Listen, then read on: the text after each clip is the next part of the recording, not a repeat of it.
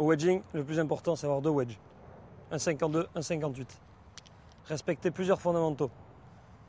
Une bonne posture, bien dynamique, bien équilibrée. Et surtout, la garder à gauche, tout le long, pour ne pas avoir de déperdition d'énergie et avoir des à-coups. Derrière, un bon angle d'attaque, histoire d'avoir une belle réaction sur le green, de bons effets. Et derrière, apprendre à se connaître. On sait que nous, on a plusieurs distances dans notre sac, où juste par la sensation, on peut les répéter. Ça peut être 54 mètres, ça peut être 66 mètres, ça peut être 94 mètres. On a 2-3 distances à toujours garder dans le sac. On peut les ressortir à n'importe quel moment. Il faut se les connaître et vous allez apprendre à connaître les vôtres. Je vous ai dit un poids à gauche. Bon, ça, c'est pas trop dur. Bon, je ne vous demande pas non plus de perdre l'équilibre à gauche et d'avoir besoin d'un trépied pour tenir debout. Juste un poids légèrement ancré sur la gauche. Voilà. Une balle un petit peu à droite dans le stance. Ok. Tout ça va permettre à votre swing d'avoir un bon angle d'attaque.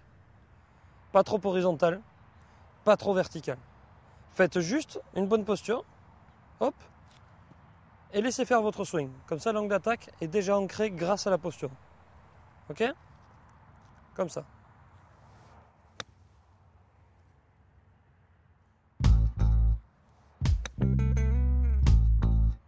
Alors maintenant, on va arriver dans le petit croquant du wedging. Connaître ses distances. Alors, soyons honnêtes, on n'est pas Tiger Woods. On ne va pas avoir 6-7 distances dans le sac. On va en avoir, allez, 2 ou 3. Alors comment les repérer celles-là? Je suis sûr que vous êtes tous passionnés par le golf. Arrivez chez vous, vous mettez souvent devant votre miroir là, et vous faites des petits swings naturels. Essayez juste de vous rappeler de ces 2-3 swings. Vous faites souvent des swings différents. Un fort, un tout doux, un moitié. Histoire de vous regarder dans la vitre et voir comment vous faites. Essayez de vous rappeler de la taille de ces swings, l'intensité que vous mettez dedans. Et essayez de les reproduire. Alors les reproduire comment? Mettez-vous sur un trou quand il n'y a pas grand monde. Il ne faut vraiment pas qu'il y ait du monde. Sinon vous allez gêner les parties derrière.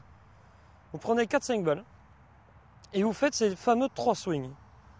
Alors moi je sais que voilà, je vais avoir ce swing là par exemple. Voilà, alors celui-là, il n'y a pas beaucoup d'intensité, c'est plutôt un petit swing qui continue plutôt loin après l'impact. Et je sais qu'il tombe à 45 mètres. Voilà, j'ai la chance, je l'ai bien travaillé. C'est un swing très naturel et que j'ai en poche, il fait 45 mètres à la volée. Après, vous allez me faire un plus grand swing. Voilà, plus grand swing.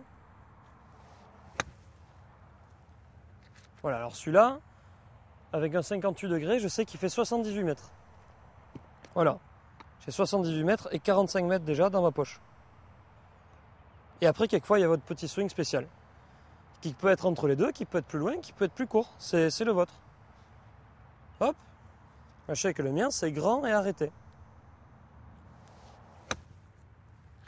Voilà, celui-là, il va être un peu plus long que le dernier, parce qu'il y a beaucoup plus de puissance pendant la frappe et il prend beaucoup d'effet. Donc il va tomber dans les 82, entre 82 et 85 mètres, mais il va prendre beaucoup d'effet en arrière. Donc là déjà, ça me fait 3 distances.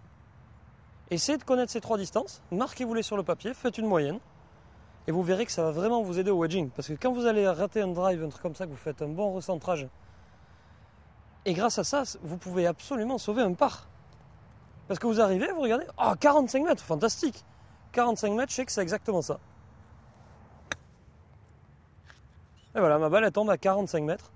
J'ai plus qu'à trouver l'alignement parce que j'ai déjà le dosage. C'est pas si dur le wedging.